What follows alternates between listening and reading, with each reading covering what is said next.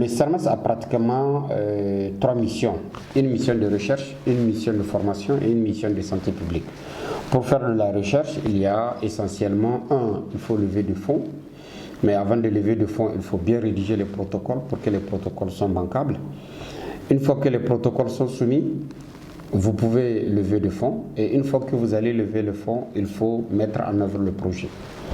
La mise en œuvre des projets va conduire à la collecte des données. Et après cette étape, vous allez analyser les données. Et une fois que les données sont analysées, vous avez des informations scientifiques. Et puis vous rédigez votre article que vous allez soumettre à un journal.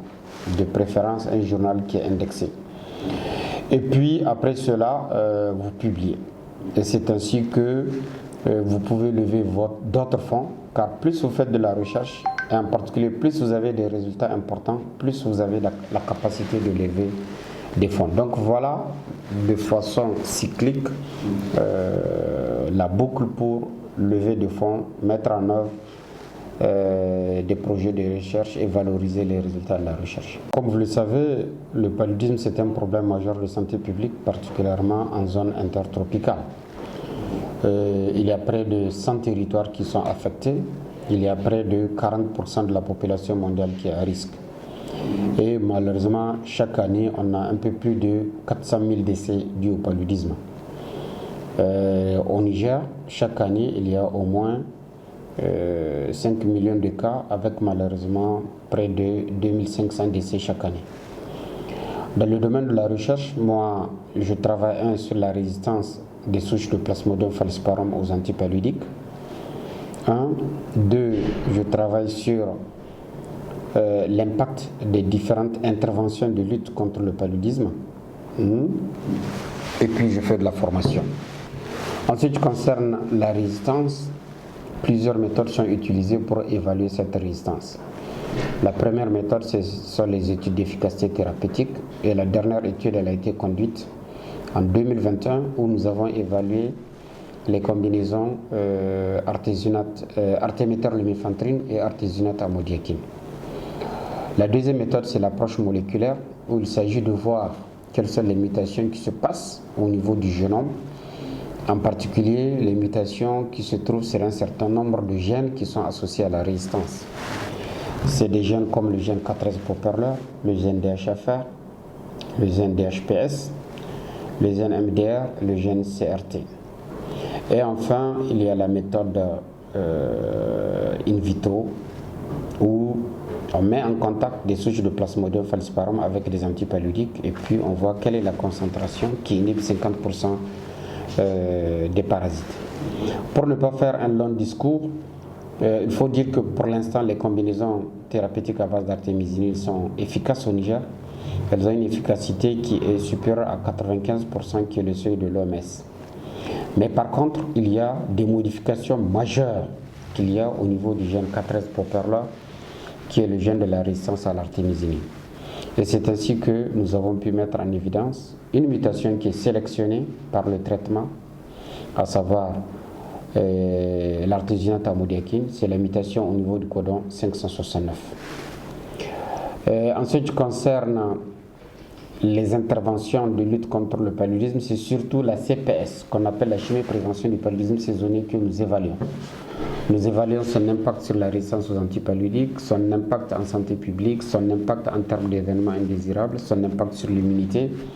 Et à ce niveau, il y a beaucoup d'études que vous pouvez trouver au niveau de ma biographie pour avoir d'amples informations sur cette stratégie de lutte contre le paludisme. En termes de résultats, nous faisons ici le plus souvent de la recherche fondamentale. Donc nous publions surtout.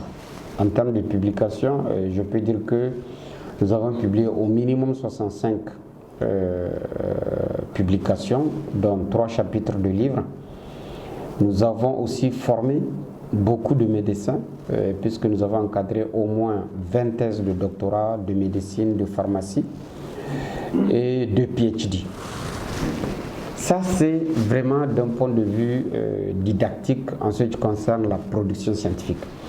Mais en termes d'innovation technologique, nous commençons aussi à nous orienter vers la résolution de ces problèmes afin de pouvoir résoudre les problèmes de la population. Donc c'est ainsi que dans un cadre collaboratif avec l'entreprise IAIMEC, ils ont mis au point un appareil qui permet de mesurer les constantes physiologiques ou les constantes vitales d'un patient.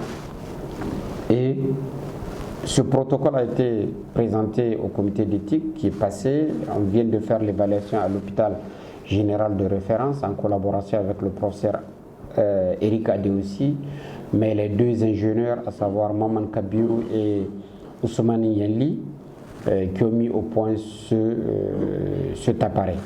Et cet appareil peut être utilisé de nos jours au niveau des centres de réanimation, au centre de surveillance des patients, et particulièrement en cette période de crise de Covid-19 où il faut réduire le contact avec les patients afin de réduire les contaminations. Après ce travail, cette jeune entreprise IAIMEC aussi a mis au point un appareil qui permet de respecter ce qu'on appelle la distanciation sociale pour éviter la contamination. Il s'agit d'une visière à lunettes avec des infrarouges qui, lorsque tu es en deçà de 1 mètre, elle pipe pour te dire que tu ne respectes pas la distanciation sociale. Donc c'est aussi un appareil qui permet de réduire la contagion. Et pour terminer, ils sont actuellement sur une dernière entreprise, à savoir un appareil qui permet le diagnostic de l'infection plasmodiale et qui peut être faite de façon non invasive. Autrement dit, sans faire une piqûre, sans prélèvement de sang, sans faire une goutte épaisse ni tellement mince, ils vont pouvoir dire que vous êtes infecté et par conséquent vous pouvez prendre votre traitement. Donc ce projet est en cours. C'est ainsi que nous avons mis en place des projets collaboratifs pour résoudre des problèmes ponctuels. Mais au-delà de ça, il faut dire qu'il y a eu beaucoup d'activités sur le plan scientifique, particulièrement au niveau génomique, où nous avons pu mettre en évidence des mutations qui jouent des rôles très importants dans la résistance aux antipaludiques au Niger. Comme vous le savez, la recherche en Afrique en général et au Niger en particulier est confrontée essentiellement à 4 problèmes majeurs. Le premier problème, c'est le problème de la coordination et de la planification de la recherche. J'aurais bien voulu qu'au Niger, qu'il y ait un ministère de la recherche autonome et indépendant, plutôt qu'un ministère qui est affilié ou qui est rattaché au ministère de l'enseignement. Le deuxième problème, c'est un problème de structuration, à savoir l'absence d'organes d'exécution de la recherche. En effet, il y a beaucoup d'institutions qui disent qu'ils font de la recherche, mais malheureusement, la recherche est secondaire.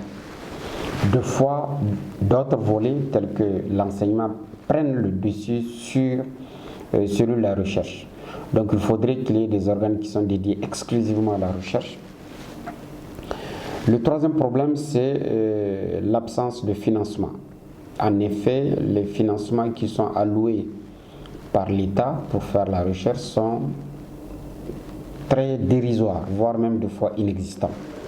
Donc il serait important de formaliser pour donner de façon formelle un quota ou une proportion du budget qui devrait être alloué à la recherche. Tout comme on fait dans certains secteurs tels que la santé ou tels que la défense ou tels que des problèmes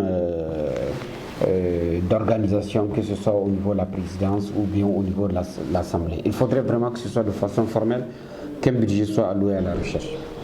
Et enfin, le dernier aspect, c'est celui de la valorisation. En effet, jusqu'à preuve du contraire, la plupart des formations qui sont réalisées chez nous, ce n'est pas pour former des chercheurs. Or, pour faire la recherche, il faut être apte. C'est comme pour aller dans l'armée. Ce qui fait que la valorisation n'arrive pas à être faite comme il le faut. Pire, la population s'attend, quand on parle de recherche, deux fois à la résolution d'un problème ponctuel où on va voir un résultat. Quand on voit ce Mac, les gens vont dire « Ah, Apple travaille parce qu'il est parvenu à un résultat qui est cet ordinateur, qui sont les tablettes, qui sont les smartphones, les iPhones. » Donc, Deux fois, les gens, quand on parle de recherche en Afrique, les gens veulent automatiquement voir quelque chose de palpable. Bon, la recherche, il faut dire qu'il y a plusieurs types de recherche. Il y a de la recherche fondamentale, il y a de la recherche appliquée, il y a de la recherche de mise en œuvre, il y a la recherche pédagogique qui conduit à la production des livres. Donc, il faudrait qu'il y ait assez de communication pour que non seulement on puisse dissocier les différents types de recherches, les recherches appliquées, les recherches actions pour résoudre des problèmes ponctuels, et surtout, valoriser ces fruits de la recherche, que ce soit sous forme de la production littéraire, de publications, de chapitres de livres, mais aussi sous forme de matériel qui puisse permettre à la population de trouver des solutions à leurs problèmes majeurs. En principe, dans les institutions bien organisées, le chercheur peut faire son travail, mais on peut trouver deux autres entités qui sont indépendantes, mais qui travaillent en collaboration avec le chercheur. Un, c'est l'unité de valorisation, donc en relation avec la thématique dont nous venons d'évoquer. C'est l'unité de valorisation en principe qui doit essayer de conduire les innovations technologiques pour leur production industrielle et pour leur commercialisation. Maintenant, pour ce qui est de la communication, effectivement, il faudrait qu'il y ait des unités de communication afin que la population sache ce que les chercheurs ont fait ou ce que les chercheurs sont en train de faire. Mais le plus souvent dans nos institutions, il n'y a pas de cellule dédiée à la communication. C'est au chercheur lui-même de faire des efforts pour qu'il puisse être connu.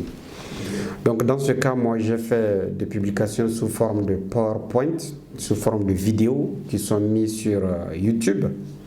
Et c'est ainsi que la mutation au niveau du gène K13 propeller sur le codon 569, elle fait l'objet d'une publication sous forme de vidéo. Vous pouvez la trouver.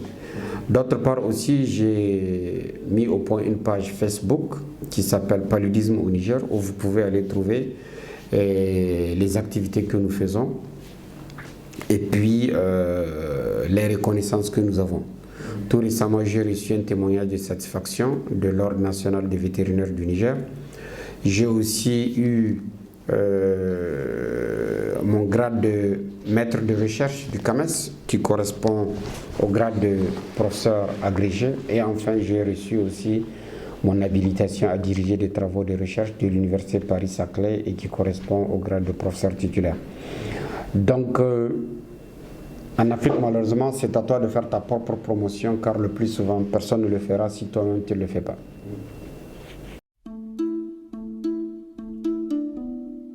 On ne peut pas ne pas faire les appels. Un, par rapport au gouvernement, il faudrait que le gouvernement comprenne que la recherche, c'est comme l'armée. Pour faire la recherche, il faut avoir des aptitudes. Donc, c'est à l'État de sélectionner ses meilleurs étudiants très tôt et de leur donner une orientation pour qu'ils fassent la recherche. Ça, c'est en termes de ressources humaines. Maintenant, en termes de financement, une fois de plus, comme je le disais, il faudrait forcément que le ministère de la Santé publique ou le ministère de l'Enseignement supérieur à la recherche dédie un montant bien spécifique à la recherche et que ce montant soit respecté. Sans cela, on ne pourra jamais faire la recherche. Nous allons faire la recherche alimentaire, on va rester dans les chantiers battus et on ne pourra pas faire de la recherche qui répond à nos problèmes. L'autre aspect, c'est maintenant par rapport aux jeunes, en particulier les étudiants. Moi, je pense que nous devrons avoir des ambitions et nous devrons placer la barre à un niveau assez élevé. Nous devrons travailler encore, travailler toujours. Aujourd'hui, la science est la chose la mieux partagée. Avec un seul clic, vous pouvez accéder à toutes les bibliothèques du monde. Donc, celui qui veut se former, il va se former. Donc, c'est pour cela que je lance un appel aux jeunes de faire un bon usage des nouvelles technologies de l'information et de la communication pour accéder à la science. Sans la science, ils disparaîtront.